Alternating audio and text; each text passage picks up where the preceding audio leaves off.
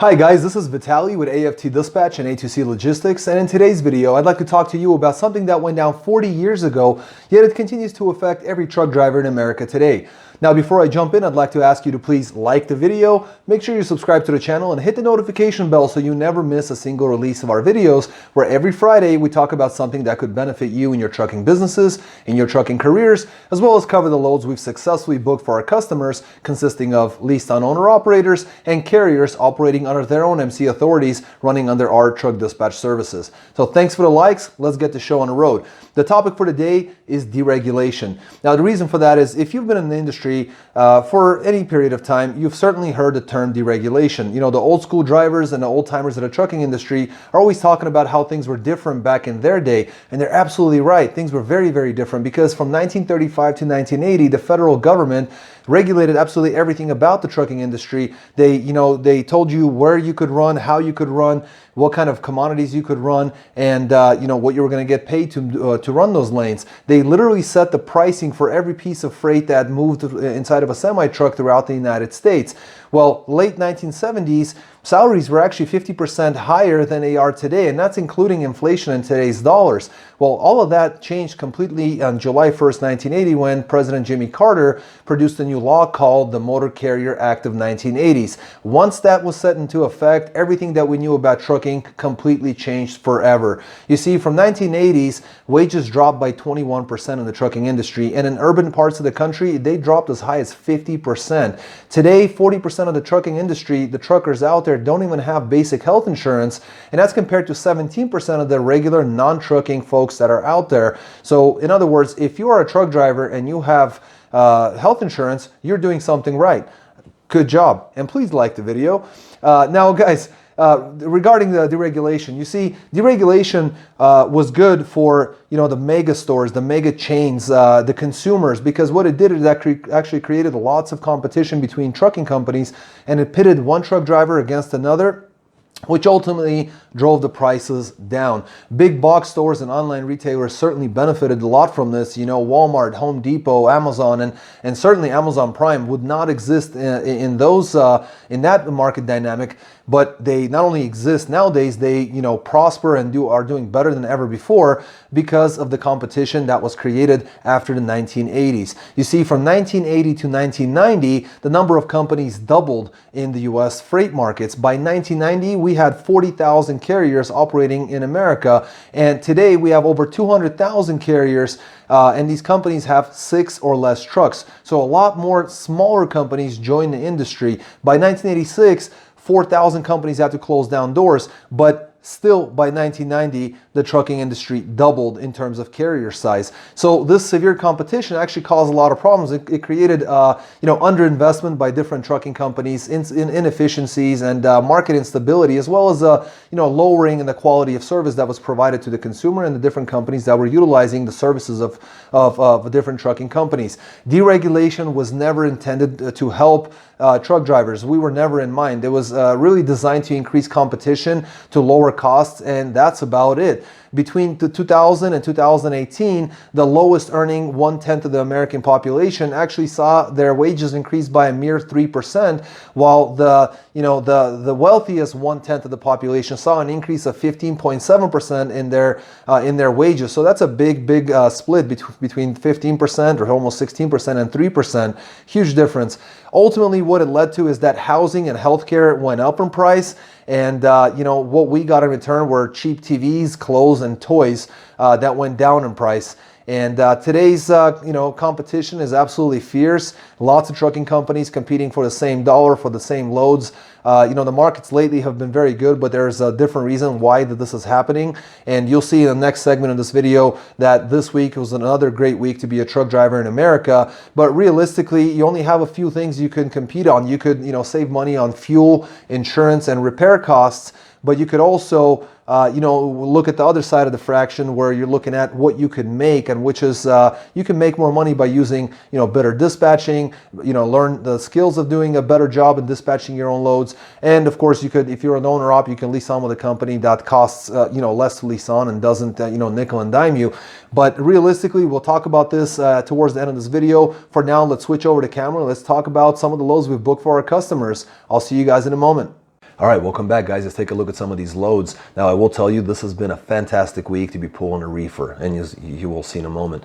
We're coming out with some reefer freight coming out of Jonesboro, Arkansas, going to Streetsboro, Ohio. 36,000 pounds of frozen food, 736 miles, booked at $3,200, which is $435 per mile. Then out of New Franklin, Ohio, they're taking a load to Cortland, Virginia. This was 20,000 pounds of chocolate, 510 miles, booked at $2,400, which got us $471 per mile. Then he took a load out of Painter, Virginia, going to Chicago, Illinois, 40,000 pounds of tomatoes, 890 miles, booked at $2,100, which is $236 per mile. And then a load out of Cudahy, Wisconsin to Westchester, Ohio, which was 35,000 pounds of fresh pork, 524 miles, booked at $2,500, which is $477 per mile. All in all, this driver ran Thursday to Friday. Ended up getting his reset done during the weekend, and with all that taken care of, he still grossed $10,200 for that period, with an average of $383 per mile loaded and $343 per mile with deadhead included. I mean, we're talking running Thursday to Friday and then grossing over 10 grand, hitting your miles and hitting an excellent average. This is great, and getting your reset done. Then we have some reefer freight coming out of Canton, Ohio, going to South Windsor, Connecticut. This was frozen bakery goods, 545 miles, booked at $2,600, which is $477 per mile. Then we got a one-pick four-dropper, a ham, Montpelier, Vermont, going to Wilmington, Delaware, Elkton, Maryland, Federalsburg, Maryland, and Jessup, Maryland, with a final 650 miles total, $2,600 booked, $4 per mile average. Then they took a load out of Alexandria, Virginia, going to Federalsburg, Maryland, which was only 95 miles for some frozen food, but that was booked at $800, which got him $842 per mile. And all in all, he ran Saturday to Wednesday with his reefer, staying on the East Coast the entire time. Ended up grossing $6,000 for 1,290 miles, which got him $465 per mile on this reefer. Excellent job. Excellent job for reefers. Now we're going to look at some flatbeds. As you know, flatbeds aren't doing too well, but guess what? With us, excellent job. We're looking at 40,000 pounds of rolled roofing material. Needed some tarping and some edge protectors. That was about it. Riverdale, Iowa, took that load to Brea, California. 1,844 miles, booked at $5,300, which got him $287 per mile. Then he took a load out of Hawthorne, California, and took that over to McGregor, Texas. 1,410 miles for a load of containers, empty containers, no tarping necessary. 35,000 pounds on a weight. 1,410 miles, booked at $2,700, which got him $1.91 per mile. That got him a ran for Monday to Monday. For 1 week of work, he ended up grossing $8,000, $246 per mile average. Got his 34-hour reset in and still hit 3,254 miles on his flatbed. Now we're going to look at some, looks like dry vans. 25,000 pound load of shopping carts going to a Walmart store, coming out of Wagner, Oklahoma, going to Vista, California. 1,471 miles, booked $3,000, which is $204 per mile. They get to California, take a load out of Rialto, California, going to Wausau, Wisconsin, which is 12,000 pounds of apparel for Under Armour. 2,058 miles on this run, booked at $6,400, which is $311 per mile. I mean, almost 2,100 miles, booked at $6,400. That's amazing. So Thursday to Thursday is this of work here. $9,400 booked in this dry van. 3,529 miles hit. He ended up averaging $266 per mile. Easy money. Only two loads that he booked, and hit his miles, hit his dollars in a dry van. That made almost 10 grand during a very short period of time. Now we're looking at some reefer freight coming out of Berryville, Arkansas, going to Indianapolis, Indiana. 40,000 pounds of fresh chicken at 26 degrees. $2,400 booked at 531 miles, $452 per mile.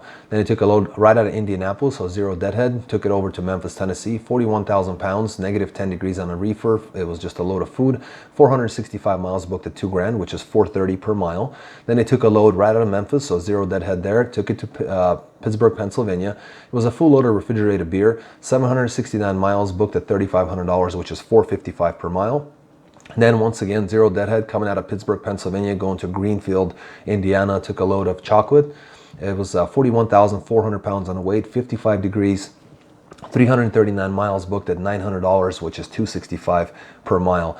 Ended up running pretty much no deadhead here. Sunday to Friday, 5 days of work, $8,800 booked, average of $418 per mile on his 2,104 miles. I mean, what else can you ask for? This is a Easy money right there. Next, we got some dry van freight coming out of Terre Haute, Indiana, going to San Antonio, Texas. It was grocery freight at 40,000 pounds, 1,098 miles, $2,900 booked, $264 per mile. Then took a load out of Temple, Texas, going to Mendota, Illinois. That was 1,033 miles, 30,000 pounds of freight. Of just basic food, $2,100 booked, $203 per mile. Then it took a load out of Crystal Lake, Illinois, going to Houston, Texas. That's 1,125 miles. The load was of plastic articles at only 14,000 pounds, so super light there. Booked at $2,400. That's $213 per mile. All in all, they ran Friday to Friday. Ended up hitting a lot of miles at 3,256 miles. Ended up grossing $7,400 at $227 per mile. Then we got some reefer freight coming out of Pendleton, Indiana, going to Suffolk, Virginia. 7,000 pound load of food, 692 miles, booked at $3,000, which is $434 per mile. Pardon me.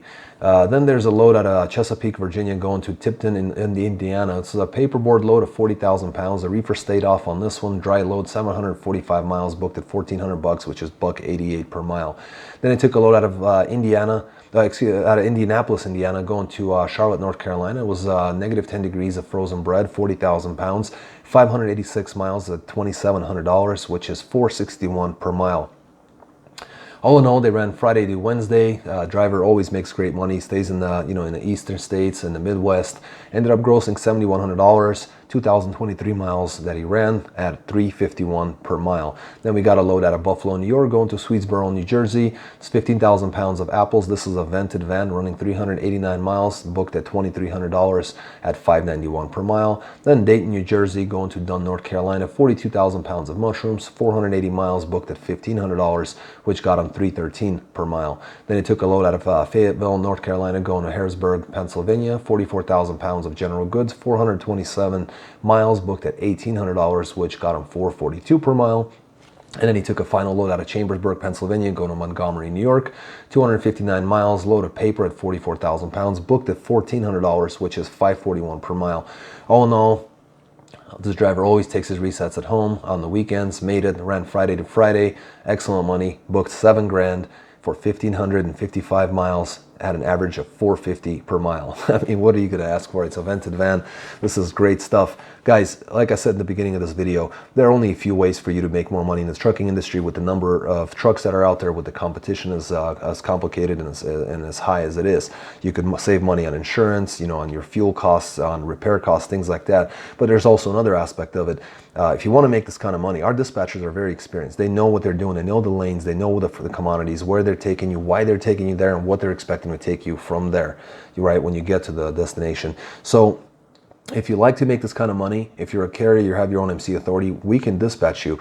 You don't have to make hundreds of calls. You don't have to haggle with brokers. Because remember, after you get the load, you still have to drive the freight. And, that's a lot of work on you. So let the dispatchers do what they do all day long. They're very good at it. They'll take care of the paperwork, the packets, the insurance certificates. They'll even take care of the billing and invoicing aspect of the business. Our accounting department will. So get in touch with us if you want to make this kind of money. If you're an owner-operator, we also can take care of you, because we have an excellent owner-operator program. It's very inexpensive, very low cost. You work with the same dispatchers. We take care of everything and pay you weekly. So give us a call. You can get all the information in the description box below. You can also go on our website at aftdispatch.com. All the information is there. There's also a chat box in the bottom right corner. You can leave us a message there. Make sure to leave your email and phone number, and we will get back to you. You can also call or text us at 801-448-6363. In any way, make sure you get in touch with us if you want to make this kind of money and make your life a little easier, and certainly your miles much more profitable. Until next week, stay healthy, be wealthy. Take care, guys.